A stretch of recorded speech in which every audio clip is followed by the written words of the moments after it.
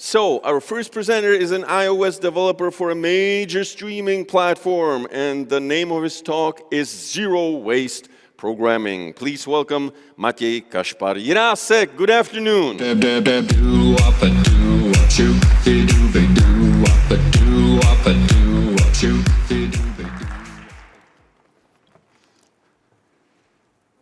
So hello, my name is Matěj, and for the best part of the few years, I've been focused on app performance on Apple platforms.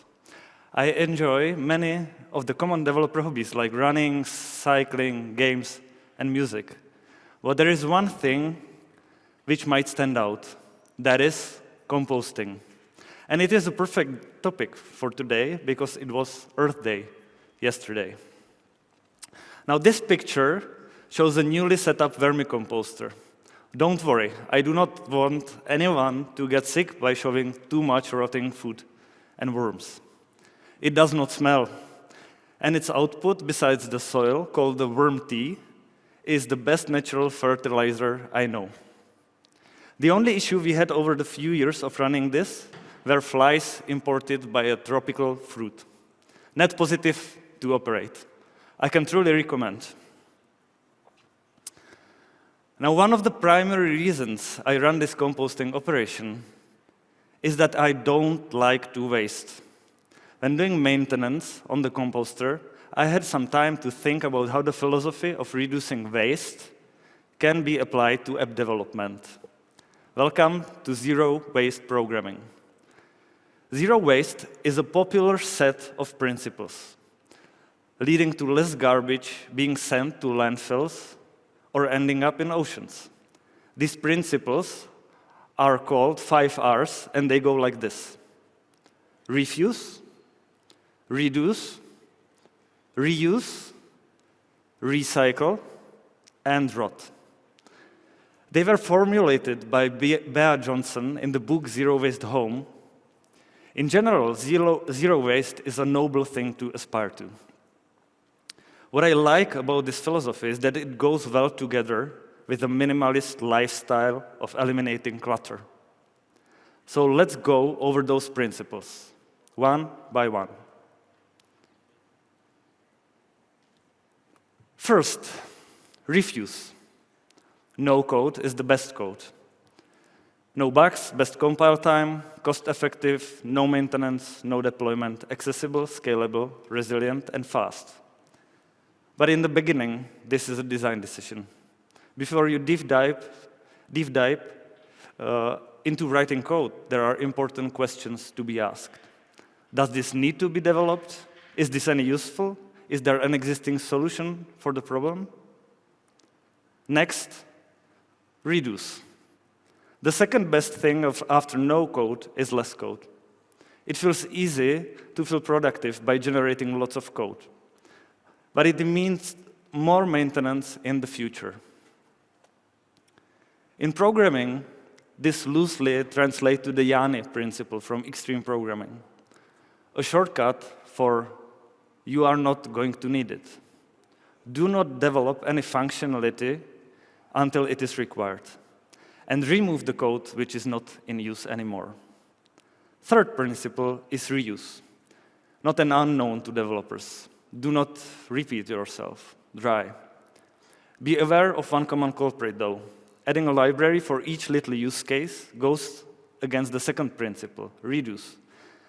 There is a low threshold where compile time, deployment, maintenance, and so on will require more of our precious time in the end. The fourth principle, recycle. I do not know how to recycle binary. How I perceive this is we should not throw away working code. Starting from scratch is too tempting. We should iteratively work and improve our products instead of throwing away and starting anew. I must say, I am as guilty of this as much as anyone. And the fifth and last, rot. Let's get back to composting. Each product has its end of life. Purely digital products leave no trace, so how can we avoid this? Leaving to rot is in a way equal to open sourcing discontinued products. Uncommon, but the practice exists even with larger companies. Take these examples like NetBeans, Symbian, Parse, Flash, or Blender, and how some of these products grew.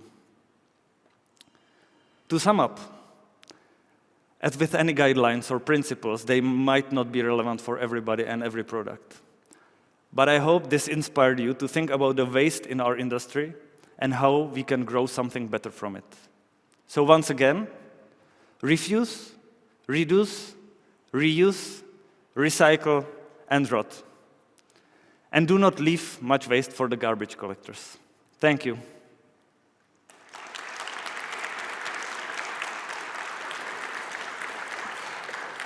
Thank you, Matěj Kašpar Jirásek, for your lightning talk and for also keeping the time limit. Nice of you.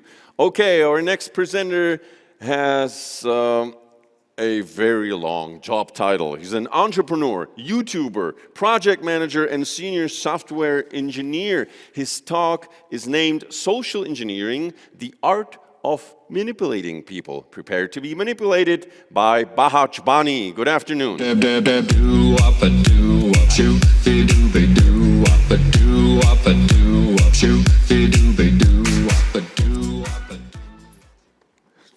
Good evening. Tears in my eyes. My t-shirt was full of coffee. My resume was ruined. That's how I arrived to one job interview with a company which I really admire, and I love their product. It was just a bad day. I think most of us in some day experienced it. I went to the receptionist asking her if she can please help me and print my CV from my flash disk. She happily agreed, and even she pointed to one room where I can change my t-shirt. So I was changing the t-shirt, and for the bad day to continue, I lost my flash disk with a lot of personal photos there. And while I was waiting inside, for the interviewer to make the interview with me, I heard people talking about DDoS attacks happening on their company, about some cyber attack, and how their priority is shifting. And for the bad luck, my interview even were canceled because of this cyber attacks. The next few days, rumors on Discord in the community were building up, saying that this company, exact company, they were making a loyalty program. And this loyalty program, it will be in the shape of NFTs. Yes, it was something back then. So it was interesting, everybody was talking about it, and it was intriguing somehow. The next day, I get an email saying, you won, and you were chosen, and this is the steps how you can whitelist it for this NFTs. I was thinking, maybe it's because it was bad luck when I had the interview, that's why it's good luck now, and this is how I was chosen. I didn't know, but I was skeptical. So I went to their website. The website was down for maintenance, most likely because of the DDoS attacks. I double-checked the email, it's official email. I went to the community, to Discord. Many people, they were talking about that. So I said to myself, I will not do like I'm doing always. I will not miss on Bitcoin again. I will not miss on Ethereum again. I will just buy it. And I really bought it for really cheap price. It was $17 per NFT. And for the good luck, after I bought it, this email get revealed accidentally on Discord, and NFT flippers, they arrived and they start to buy these NFTs, and it was sold very, very fast. But for sure, the company, after a while, they said, oops, we have been hacked, your data have been breached, and you get scammed. And I lost my $17. Anyway, this is a fictional story in one book I'm writing right now. And this story is about social engineering and cyber attack. And there's a lot of Easter eggs inside this story.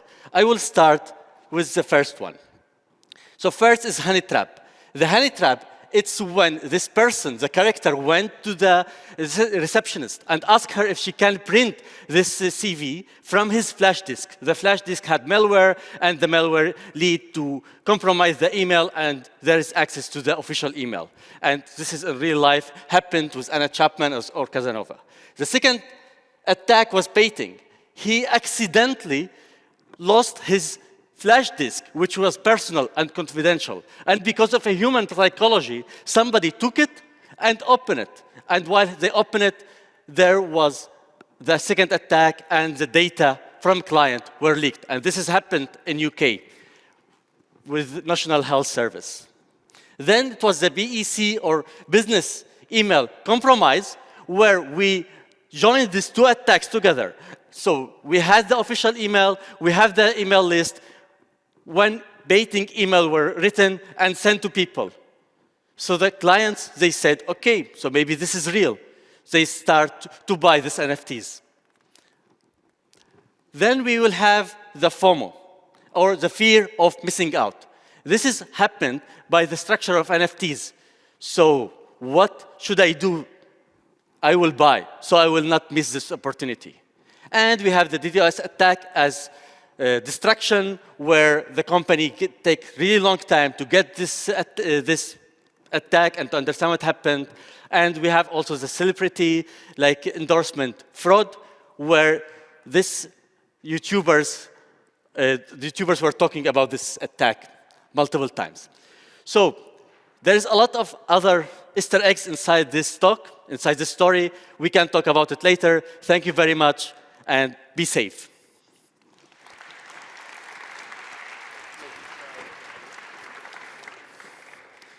Thank you very much. We have the lightning speed installed, so we are moving on. Our next presenter is a cloud security leader at Atacama, and he will tell you about his experience as a medical evacuation helicopter pilot in Afghanistan. Please welcome Christopher Lawson. Good afternoon.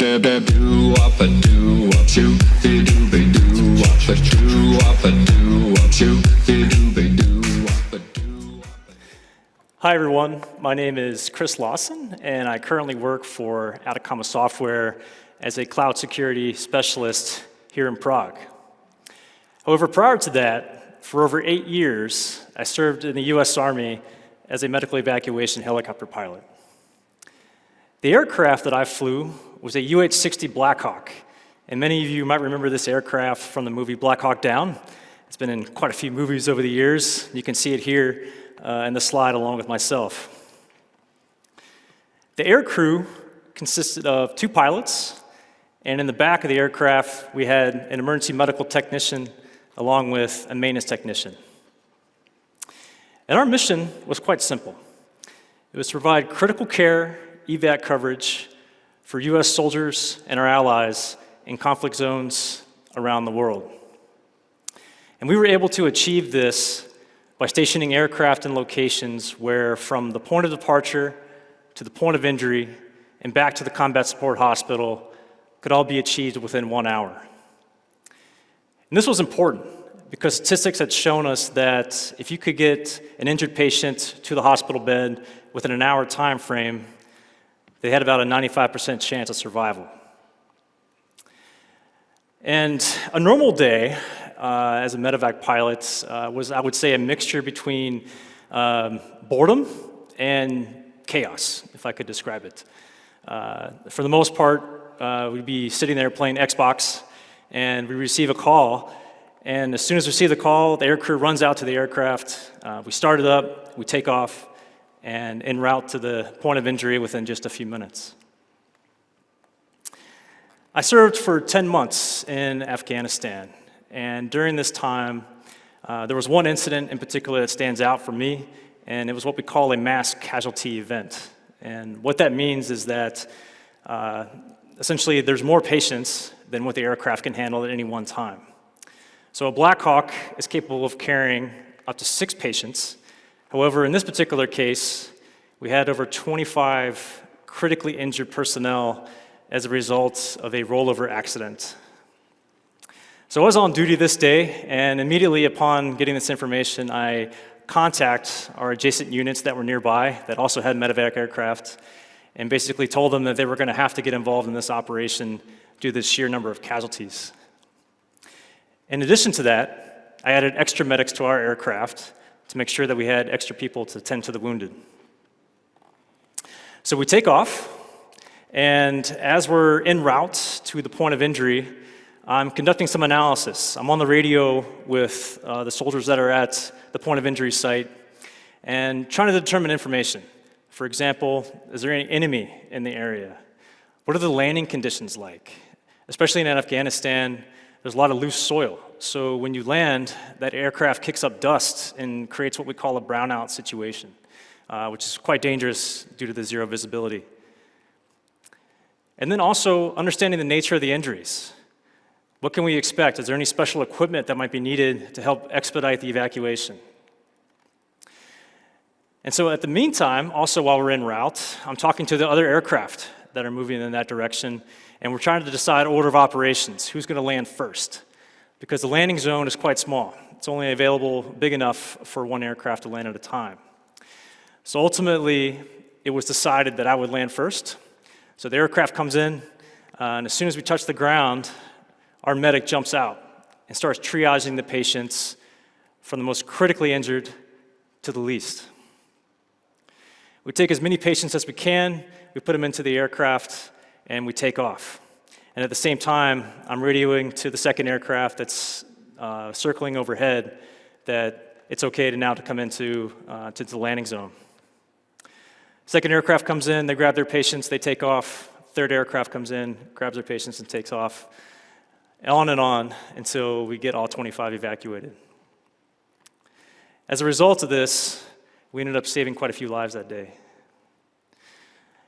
You can imagine in this kind of situation, the stress, the pressure to make decisions quickly and accurately so that you can save lives.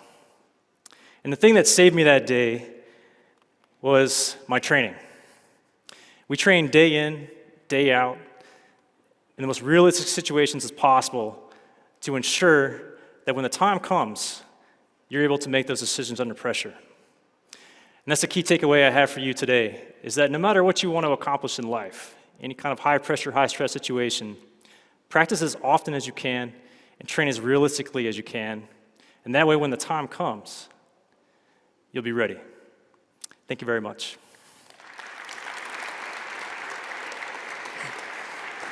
Thank you so much, Christopher. Thank you. We have the last one. Founder at Engineering Leaders Community. He will talk about moving from a full-time engineering manager to a solopreneur, mentoring, and fractional business in one single year in Central Europe. Please welcome Marián Kameništák.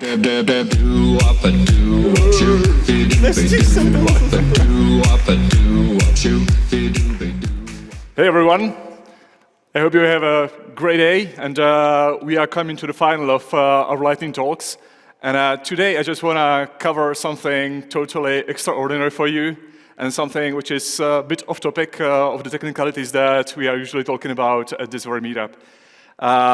Me, myself, I'm coming from your background of being a great engineering person and developer, moving to a team lead role, up to a software and Silicon Valley architect, principal architect in Silicon Valley, and turning back to managerial roles. My last gig was basically taking care of more than 100 of people at Muse, which is currently the third biggest unicorn, as you might know, in Czech Republic.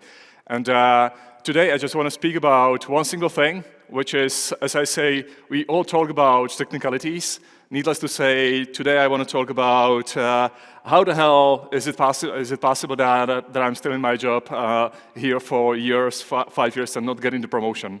So let's cover this piece with me, please. And I think you will find what are the devils that are really recognized by the two managers that are making these eventual decisions for us. Bit of the context about me. These days, I'm running a solopreneurship, helping quite a lot of people here in Central Europe, and basically the companies that are within. And you might find that actually you might be working in some of these companies. Coming to our talk, which is, sometimes I see quite a lot that people are saying it's very sufficient to be sort of good, average on delivering things and delivering the roadmap. In my opinion, that's not true, because that only makes you and makes us average. That's maybe the reason why we don't get the promotion, or we are not, on the level that we desire, and we are sort of surprised about it. So let's cover this more in detail. So some of you, which I've met today, are coming from, being a student and wanting to be promoted to some sort of a, development role. So in this case, on one hand, what the technical person is saying that usually we are looking for, understanding the code, being able to debug it, read the code, eventually being able to write tests, right? That's what makes the decision. What is the manager aspect that they are looking for? In my opinion, and please take it from my own experience, what I'm looking for is really be able to, whether the person is able to create relationships. And then the other thing that I'm asking usually the team lead is, hey Mike, please tell me whether Patrick is able to be, be considered to be a, let's say, low-level, low-potential person, or high-potential person, meaning able to learn as quickly as possible. That is very simple and understandable. Let's say that Patrick has moved to another role and got promotion, which is great.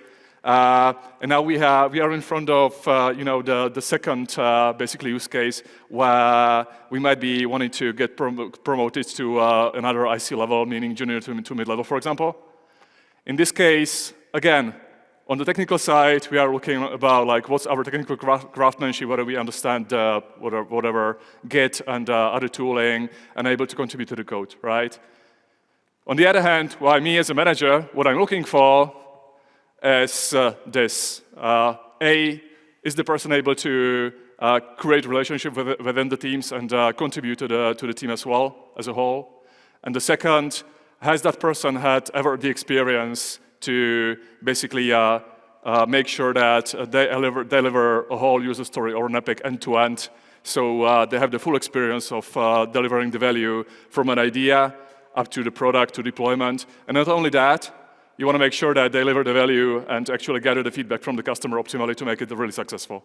By having this experience, only then we can say you might be good enough on the mid level, in my opinion.